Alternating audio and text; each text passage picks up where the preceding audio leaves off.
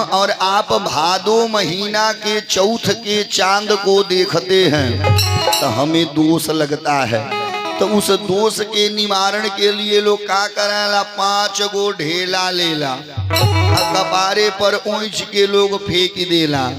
अब मानी ल कौनो पटीदारे कपार फूट गई तब भइल बिन झगड़ा झगड़ा। इसलिए इस कथा को सुन करके याद कर लीजिए जो भगवान के दूसरे विवाह में मिला है, इसी से सारा दोष समाप्त होता है। सुनिए, सुखदेव गुरु ने कहा परीक्षित देखो, एक बार द्वारिका में एक राजा आए जिन राजा का नाम था सेनजीत, लेकिन प्रेम से लोग उन्हें सत्राजीत के नाम से जानते थे। ये जो सत्राजीत था न, ये भगवान सूर्य का चेला था। एक दिन सूर्य भगवान का इतना भजन किया, इतना भजन किया कि भगवान सूर्य प्रसन्न हो गए और मारे खुशी में आकर के इसे एगो मणि दे दिए। मारे खुशी में आकर के इसे एक मणि दे दिए, जिस मणि का नाम स्यमंतक मणि है। और उस मणि के पास दुई कला है। पहला उस मणि से प्रकाश निकलता था, और दूसरा अगर वो मणि के 10 घंटा पूजा कर दिया जाए तो बाबू हो 8 भार सोना देता था। भाई 10 ग्राम वाला भरी ना, 25 किलो का एक भार होता है। यानी अगर उस मणि के 10 घंटा पूजा कर दिया जाए तो ईमान के चलिए वो मणि 2 कुंटल सोना देती थी। सुखदेव गुरु ने कहा परीक्षित सुनो, एक दिन जो है सत्राजीत का किया मणि को गले में धारण किया और चल दिया द्वारिकाधीश कन्हैया के दर्शन करने। भगवान अपनी सुधर्मा सभा में बैठे हुए थे। अब जो है सत्राजीत के गले में मणि चमक रहा था। जितने सभासद थे लोगों ने सोचा है कि लग रहा है आज भगवान सूर्य स्वयं द्वारिकाधीश के दर्शन करने आ रहे हैं। अब सगरी सभासद उठ करके लगे प्रणाम करने। जब नजदीक में सत्राजीत आया तो सगरी लोग शर्मा गए, ये तो सत्राजीत है।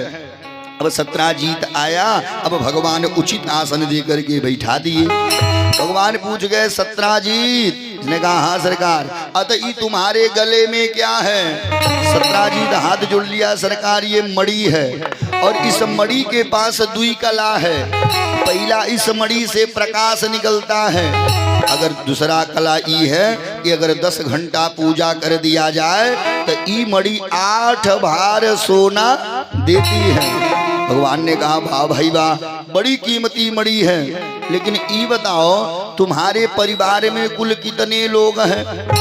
सत्राजीत बोल गया सरकार एक मैं हूँ, एक मेरा छोटा भाई जिसका नाम प्रसेनजीत, और एक मेरी पत्नी है और एक मेरी बिटिया है। भगवान ने कहा ओहो, इसका मतलब तुम्हारे परिवार में कुल मिला जुला करके 3.5 लोग हैं। जगा देने चश्मा फूटी जाइए। दादा हो दादा, बोलिए शंकर भगवान की जय हो।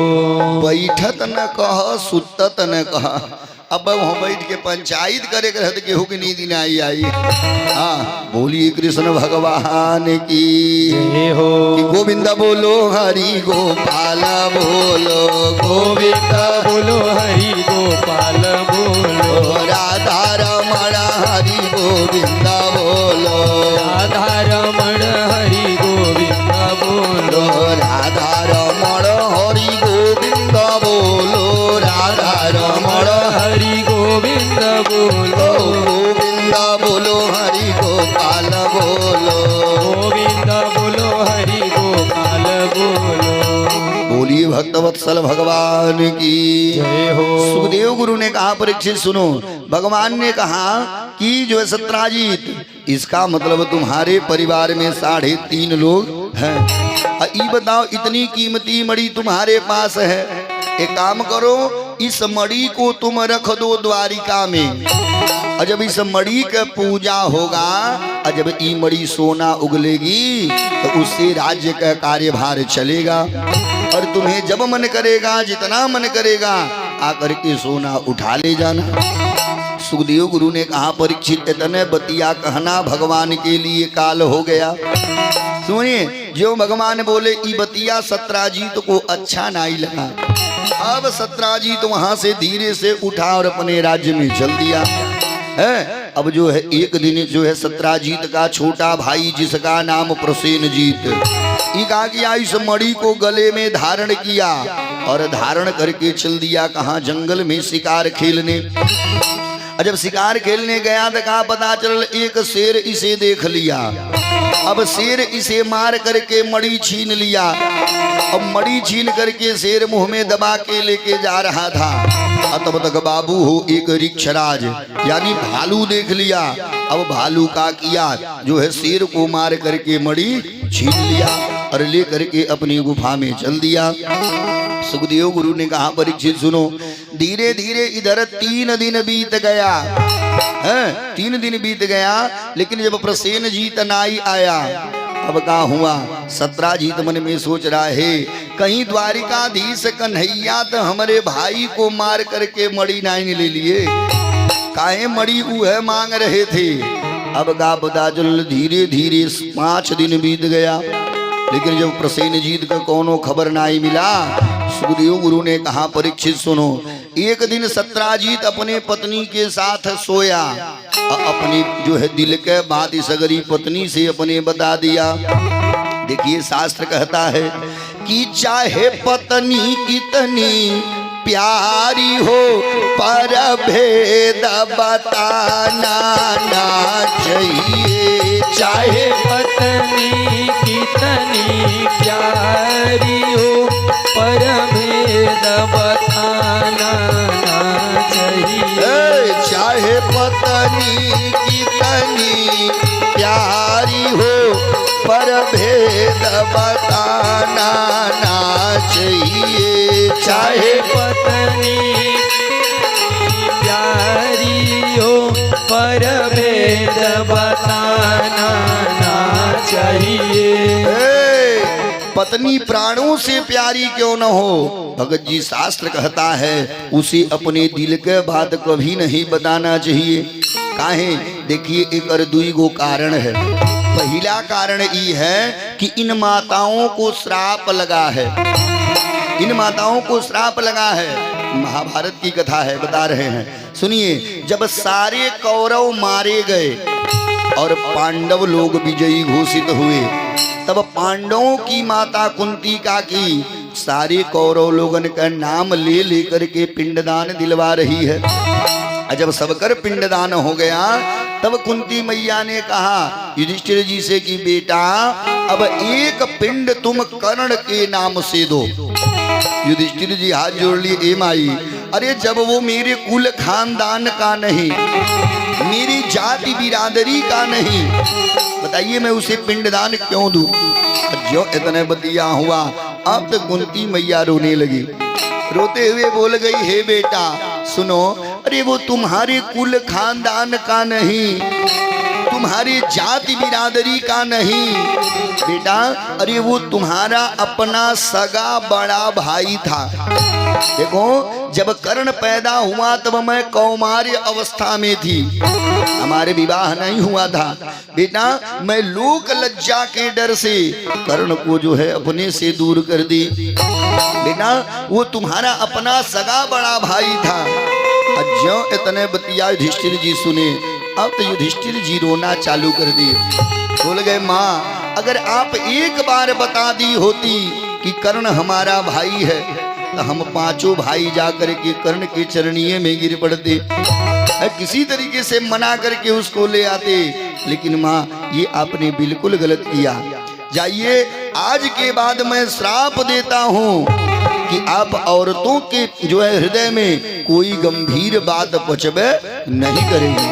पहला कारण ये है कि इन माताओं को श्राप है, और दूसरा का कारण भगत जी है, इन माताओं का हृदय बड़ा कोमल होता है। 2 कारण है। इधर जो है सत्राजीत अपने पत्नी से दिल के सगरी बात बता दिया, और सत्राजीत बोल गया, लेकिन देखो ये बात ही तुम किसी से कहना मत। महाराज कुली बात बताइए, पत्नी को सही है, लेकिन अगर कहीं इतना कह दिए है केहू से कही मत, तब तक खतरा है। कुल बात बताइए, सब पचा ले जाएंगी। अगर कह दिए गए कि उसे बताइए हम आती, तब खतरा है। इधर सत्यनाजीत ने कहा किसी से बताना मत। सुखदेव गुरु ने कहा परीक्षित सुनो। इधर सवेरे सवेरे जो है सत्यनाजीत के घर पे जो नौकरानी बर्तन धुलने आती थी वो आ गई। अब सत्यनाजीत के पत्नी काकी जो है उससे अपने दिल के सगरी बात ही बता दी। ये सब कैसे बतावेलिन? सुनिए हम बताओ तानी।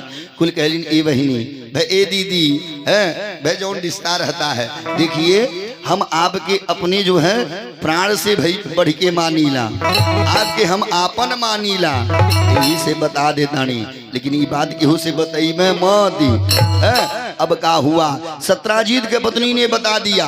अब जितना घरे जो है नौकरानी बर्तन माजती थी द्वारिका में, सुखदेव गुरु ने कहा परीक्षित सबके घर पे जाके बहना बांटी आई, सबके घर पे बहना बांट दी। और जब धीरे धीरे ये बात जो है भगवान के कानों में पहुंचा, अब भगवान भक्कर के गए गर्गाचार्य जी के पास, बोल गए ए गुरु तनी हमारे कुंडली देखिएगा, ये बताइए जब मैंने कोई कर्म क्रिया नहीं तो उसका कलंक हमें काहे लग रहा है?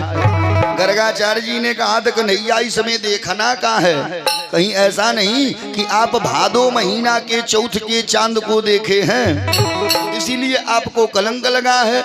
भगवान ने कहा गुरु तो हम इसके तह तक जाएंगे।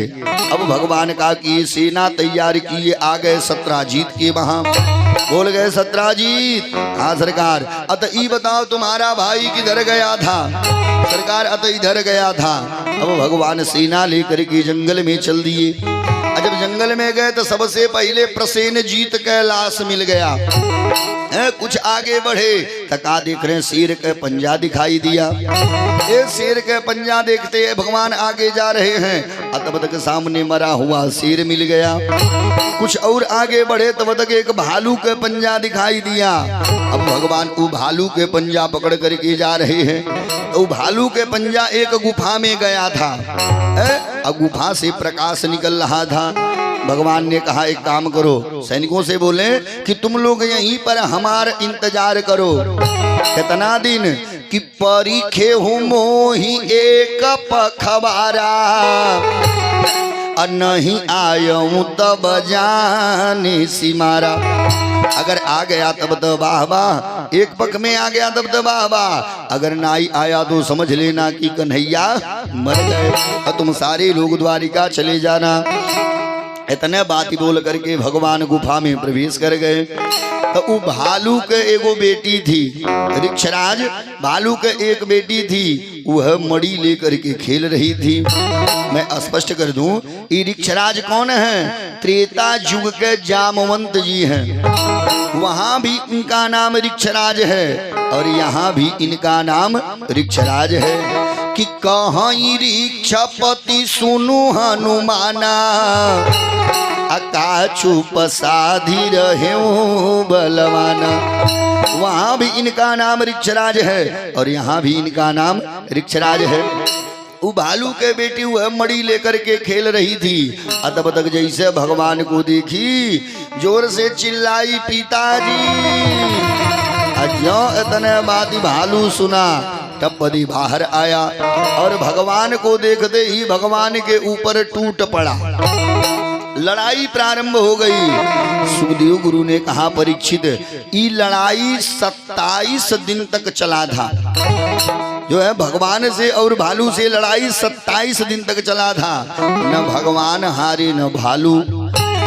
जामवंत जी मन में विचार के रहे हैं आखिर ये है कि जो आज 27 दिन से हमसे युद्ध कर रहा है। जब ध्यान लगाए तो का देख रहे तो त्रेता युग के राम जी हैं, त्रेता युग के राम जी हैं। अब जो है जामवंत जी चरणीय में गिर पड़े, हे सरकार अरे आप यहाँ कैसे?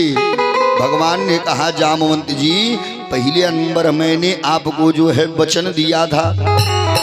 परीक्षित जी आज जो ए गुरु भगवान वचनिया का दिए थे। सुखदेव गुरु ने कहा परीक्षित सुनो, जब रावण मारा गया तो सगरी बानरी सेना जो है खुशी मना रही थी। जामवंत जी उदास बैठे हुए थे। राम जी पहुंचे जामवंत जी के पास। और बोल गए हे काहे उदास हैं। जामवंत जी हाथ जोड़ लिए, सरकार रावण मर गया, हमें बहुत बड़ा कष्ट है, हमें कष्ट है। राम जी ने कहा तो अपनीय मारे हैं और अपनीय कष्ट भी कह रहे हैं। जामवंत जी ने कहा सरकार सुनिए, मैंने सुना था कि रावण एक हाथ से कैलाश पर्वत उठाता था। सरकार आप गए उस रावण से लड़ लिए, लक्ष्मण भैया गए लड़ लिए, हनुमान जी गए लड़ लिए, लेकिन सरकार हम नाई लड़ पाए। अगर हम एक नाई लड़ी लहले रहती तो जान जेती कि रावण लगे जंगरा के तना रहल। महाराज जी जामवंत जी ऐसे वैसे थोड़ी न थे। सुनिए कि बलि बाधत प्रभु बाढ़े असोतनु बरनी न जाई। जब राजा बलि को भगवान बांध रहे थे, वामन भगवान, उस शरीर की गणना आज तक नहीं हो पाई कि बलि बाधत प्रभु बाढ़े असोतनु बरनी न जाई। उभय धरी महदीनी असात प्रदक्षिण धाय। उस समय जामवंत जी का जो है युवा अवस्था था, उस समय भगवान के का जो है जामवंत जी ने 7 बार दौड़ करके परिक्रमा किया था। जब भगवान शरीर बढ़ा रहे थे उसकी गणना आज तक नहीं हो पाई। बोलिए कृष्ण भगवान की जय हो। गौरी शंकर भैया देखिए सामने कुर्सी पर से गिर जाएंगे, चुप जाए। बोलिए हनुमान जी महाराज की जय हो। गोविंद बोलो हरि गोपाल बोलो, गोविंद बोलो हरि गोपाल बोलो, राधा रमण हरि गोविंद बोलो, राधा रमण हरि गोविंद बोलो, राधा रमण हरि गोविंद बोलो, राधा रमण तालियां बजा हरि के। गोविंद बोलो, गोविंद बोलो हरि गोपाल बोलो, गोविंद बोलो हरि गोपाल बोलो, राधा रमण हरि गोविंद बोलो, राधा रमण हरि गोविंद बोलो। बोलिए भक्त वत्सल भगवान की जय हो। बोलिए हनुमान जी महाराज की जय हो। सुनिए तो जो है भगवान ने कहा अरे अब तो रावण मर गया, अब जो है दुख जताने से क्या फायदा। जामवंत जी ने कहा सरकार सुनिए, अरे रावण तो मर गया लेकिन अब इन रावण को मारने वाला जिंदा है। रावण तो मर गया लेकिन अब इन रावण को मारने वाला जिंदा है। एक काम करिए, आप आइए हमसे दो हाथ करिए। जो है भगवान राम ने कहा ये बताइए आप हमसे लड़ेंगे। जो जामवंत जी ने कहा तब कहा, भगवान बोल गए चलिए तब इंतजार करिए। जामवंत जी ने कहा कब, तब भगवान बोल गए कि जब जदु वंश कृष्ण अवतारा अहोई हई हरणी महामही भारा। जब मैं कृष्ण लीला में आऊंगा तो यह मनोकामना मैं आपका पूर्ण कर दूंगा। सुखदेव गुरु ने कहा परीक्षित देखो, त्रेता युग में भगवान ने जो है राम जी ने जामवंत जी को वचन दिया था। भाई देखिए हमारे जजमान रंगीलाल गुप्ता बाबू के छोटका बेटा गौरी शंकर गुप्ता बाबू की तरफ से ठाकुर जी के श्री चरणों में जी 101 रुपया। भगवान इनके परिवार का कल्याण करें। बोलिए हनुमान जी महाराज की जय हो। बोलिए भक्त वत्सल भगवान की जय हो। भगवान ने कहा जो है जामवंत जी ये बताइए ये आपको मणि कहाँ से मिला है? अब जो है जामवंत जी हाथ जोड़ लिए सरकार, अरे मैंने एक शेर को मार करके यह मणि लिया था। जो इतने बतिया हुआ भगवान जाने लगे। जामवंत जी हाथ जोड़ लिए सरकार, इस मणि के बारे में आप काहे पूछ रहे हैं? इस जो है कन्हैया ने कहा देखिए इस मणि के लिए मुझे कलंक लगा है। जामवंत जी ने कहा थे काम करिए मणि ले लीजिए जाइए। भगवान ने कहा ना, इस मणि को आपने युद्ध करके जीता है इसलिए इस मणि पर आपका अधिकार है। अब जो है हमें जाने दीजिए। जामवंत जी ने कहा सरकार बस 1 मिनट रुकिए। अब जो भगवान रुक गए, तब तक जामवंत जी घर में गए, अपनी बिटिया जामवंती का हाथ पकड़े लेकर के बाहर आए। और जामवंती मैया के हाथ भगवान के हाथों में रख दिए और बोल गए सरकार सुनिए, आज से आप बन गए हमारे दामाद, अब मैं बन गया आपके ससुर, हई मड़ी ले लीजिए दहेज। अब का पता चला भगवान एक मड़ी कौन चलावे, दुद्दू मड़ी पा गए। अब भगवान लेकर के आ रहे हैं। अब केला के पत्ता में जामवंती मैया को लपेटे। देखो देहाती मसल है न कि मात भी न बछड़ा पित भी न घोड़, ना ही कुछ हूं तो थोड़ो थोड़। अगर असली माई बाप के लड़का है तो कुछ न कुछ अंश उसके अंदर जरूर होगा। महाराज भालू के बेटी है तो दहिया तो भालू के रहेगा न। अब भगवान केला के पत्ता में लपेटे और लेकर के चल दिए और बोल गए कहा जामवंती देखो, जब तुम द्वारिका में चलोगी तो तुम्हें उतारने के लिए रुक्मिणी आएगी, और रुक्मिणी दया के सागर है, रुक्मिणी दया के सागर है। उसे कह देना दीदी ई बताओ मुँह दिखाई में का मिलेगा, तो अपनी कहेगी जो मन करे सो मांग लो। तुम उससे इतने बात कह देना कि दीदी जितना नीक तू लागेलू उतने नीक हमहू के बना दो। अब भगवान सगरी बात बताए और लेकर के जामवंती मैया को चल दिए। सुखदेव गुरु ने कहा परीक्षित इधर सुनो, इधर भगवान सैनिकों से बोल करके गए थे कि मेरा इंतजार करना 15 दिन, लेकिन लड़ाई कितना दिन चलल, 27 दिन लड़ाई चला था। जब 15 दिन बीत गया भगवान बाहर नहीं आए, इधर सैनिक भग करके आए द्वारिका और आकर के देवकी मैया से बोल गए माई तुहार कन्हैया मर गए। तब देवकी मैया ने अपने घर पे देवी भागवत के अनुष्ठान किया और जब दुर्गा मैया प्रसन्न हुई दर्शन देने आई, बोल गई देवकी चिंता मत करो तुम्हारा लाला सुरक्षित है।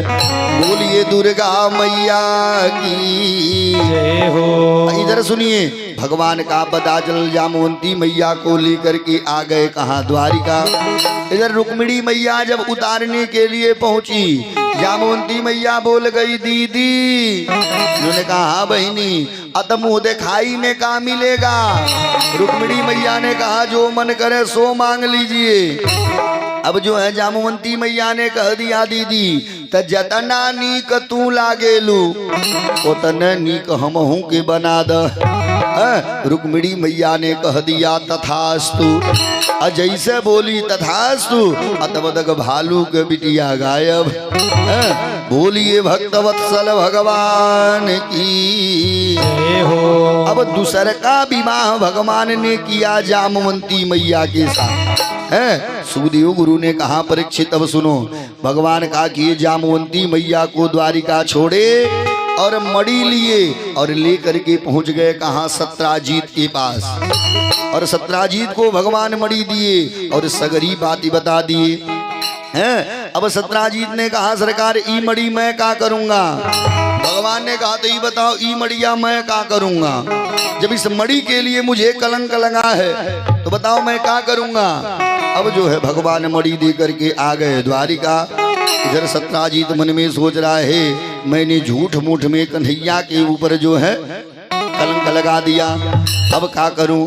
अब सत्राजीत का किया अपनी बिटिया सत्यभामा के हाथ पकड़ा, लेकर के आ गया द्वारिका। अब जो है सत्यभामा मैया के हाथ भगवान के हाथों में रख दिया और बोल गया ई सरकार आज से आप बन गए हमारे दामाद, अब मैं बन गया आपका ससुर, हई मड़ी ले लीजिए दहेज। सुखदेव गुरु ने कहा परीक्षित भगवान एक मड़ी 2 बार